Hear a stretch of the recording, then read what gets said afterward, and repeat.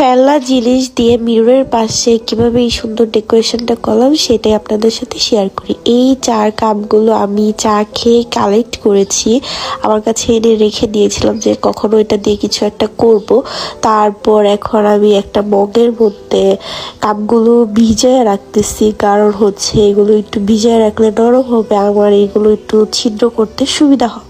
তো আমি 5 মিনিট ভিজায় রাখি, রাখার পর এগুলো একটা একটা করে তুলে এখানে আমি একটা চিকন কেচি দিয়ে, মানে কেচির মাথাগুলো যেগুলো একটু চোকা থাকে ওগুলা দিয়ে এখন হচ্ছে রাউন্ড রাউন্ড করে এখন সমানে ঘোরাবো একটু প্রেসার দিয়ে।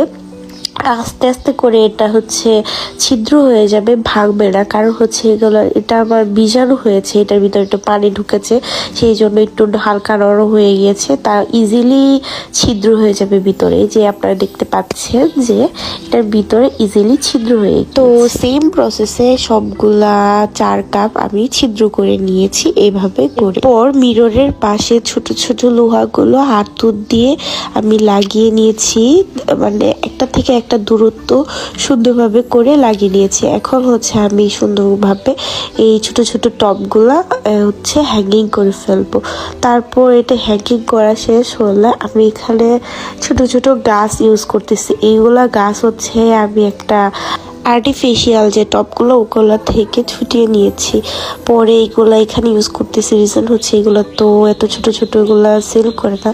তো হচ্ছে আমার ফাইনাল লুক কেমন হয়েছে আপনারা বলেন। সেম ভাবে আপনারাও ঘরের খালি অংশগুলো সুন্দরভাবে এভাবে সাজিয়ে নিতে পারেন। তো এরকম ভিডিও দেখতে লাইক, কমেন্ট এবং শেয়ার করেন। বাই।